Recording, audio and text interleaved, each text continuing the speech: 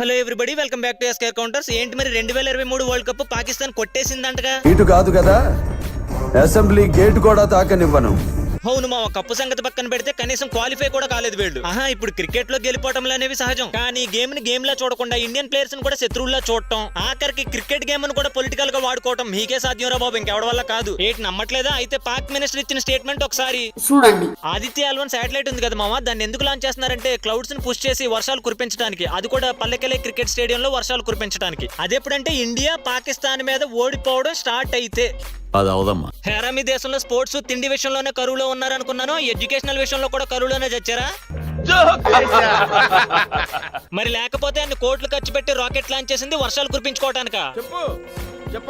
ఒక పని చేయండి రా, పైకెళ్లే రాకెట్ ని మీ పక్కకి తిప్పుకోండి, అప్పుడు కురిసే వర్షాలకి మీరంతా. ఇందులో అసలేం జోక్ ఏంటంటే ఆ పల్లెకెలే స్టేడియం శ్రీలంకలో ఉంది మామ. రాకెట్ ఏమో ఇండియాలో లాంచ్ చేస్తారు, వర్షం మాత్రం శ్రీలంకలో ఉన్న స్టేడియంలో కురుస్తుంది. అదే మ్యాజిక్. అరే మాట్లాడుతున్నామంటే ఒక లాజిక్ ఉండాలిరా. మళ్ళీ వీడు పాక్ మినిస్టర్ అంట, ఇచ్చే స్టేట్మెంట్లకేమో ఆసు ఫేసు ఉండదు. ఫోన్లే మీ పాయింట్ లో చూసుకున్నా మా వాళ్ళు వర్షాలు కురిపించడానికి ఇన్ని కోట్లు ఖర్చు పెట్టారు, కానీ మీరేంట్రా డబ్బంతా వీళ్ళని పోషించడానికి ఖర్చు పెడుతున్నారు. సర్లే, లాస్ట్ కి వాళ్ళే చెప్తారులే మీకు. ఇంతే కాదు మామ, ఇలాంటి బొంబాయి రవ్యాసాలు చాలానే వేశారు. ముందు ముందు ఇంకా మాట్లాడుకుందాం. ఈ వీడియోని ఇక్కడ దాకా చూసావుగా, మరి నీకు నచ్చిందా? నచ్చితే ఒక లైక్ వేసుకో, నేను వెళ్ళి ఇంట్రో వేసుకుంటా.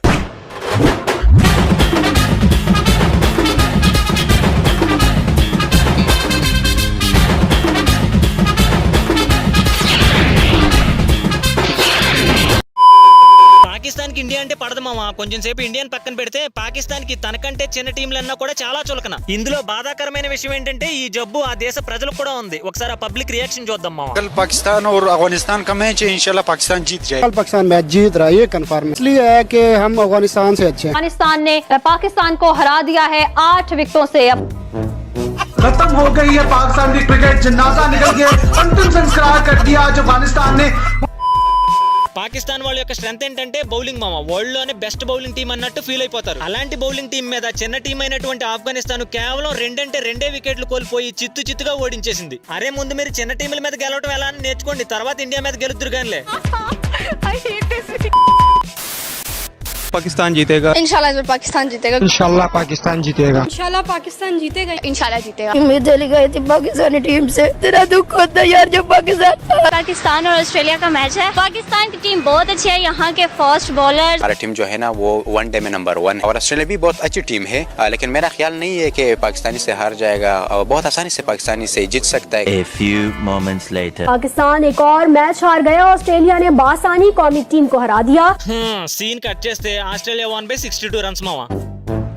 खत्म हो गई है पाकिस्तान की क्रिकेट, जनाजा निकल गया, अंतिम संस्कार कर दिया आज अफगानिस्तान ने। యాక్చువల్ గా వరల్డ్ కప్ స్టార్ట్ అవ్వక ముందే ట్విట్టర్ లో కొన్ని ట్వీట్లు చేశారు మామ. అందులో ఒకటి, మేము ఇండియాని ఓడిస్తాం, ఆ దేశ ప్రజల ముందే కప్పుని తీసుకుని ముద్దాడతాం, ఇలా అన్నమాట. కాన్ఫిడెన్స్ ఉండొచ్చు, కానీ ఓవర్ కాన్ఫిడెన్స్ ఉంటే ఇలాగే ఎలిమినేట్ అయిపోతారు. ఇప్పటి వరకు మనం పబ్లిక్ రియాక్షన్స్ చూసాం, కానీ ఎక్స్పర్ట్స్ ఏం చెప్తారో చూద్దాం.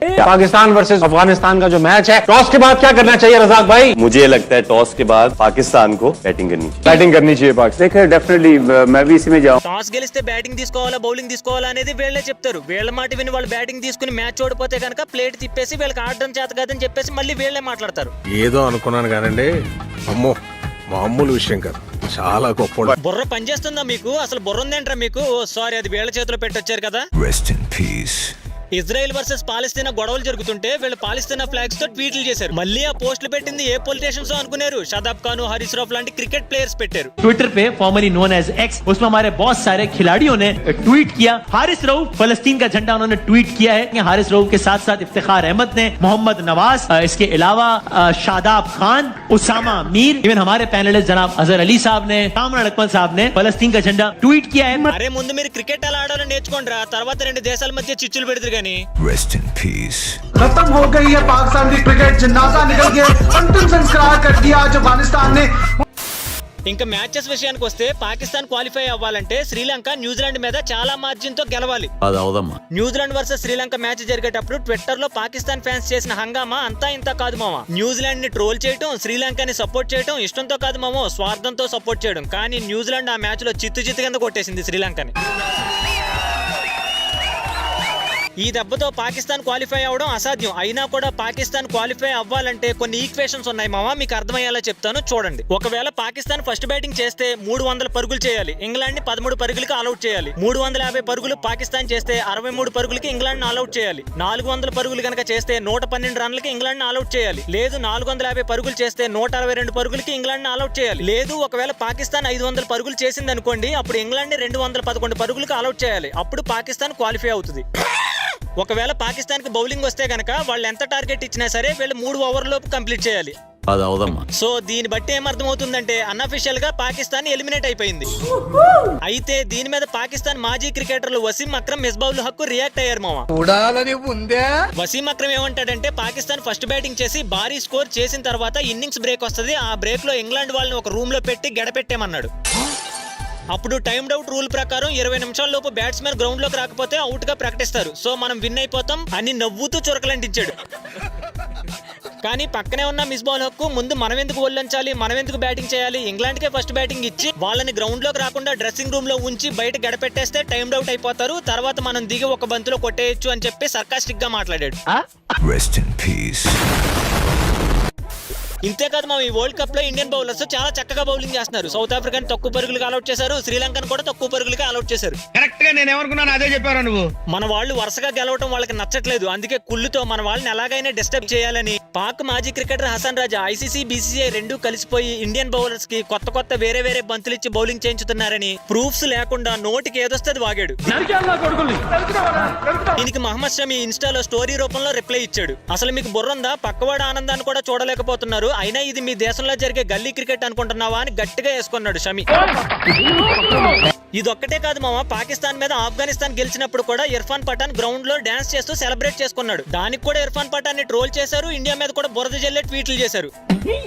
పోనీ అలా చూసుకున్న ఆఫ్ఘనిస్తాన్ పాకిస్తాన్ మీదే కాదు మామ, ఇంగ్లాండ్ మీద కూడా గెలిచింది. కానీ ఇంగ్లాండ్ ఎవడో ట్రోల్ చేయట్లేదు, పాకిస్తాన్ నే ట్రోల్ చేస్తున్నారు. ఎందుకంటే వాళ్ళు గేమ్ ని గేమ్ లా చూడరు, పక్క కంట్రీస్ మీద కంట్రీ కోతలకు వస్తారు కాబట్టి. మంచి మనసుతో ఆడితే ఈ రోజు కాకపోతే రేపైనా కప్పు కొడతారు, కానీ కుళ్ళుతోనూ ద్వేషంతోనూ ఆడితే మీరు కొత్త ఆట నేర్చుకోకపోగా మీ మైండ్ ఖరాబ్ అయ్యి ఉన్న ఆట దింగుద్ది.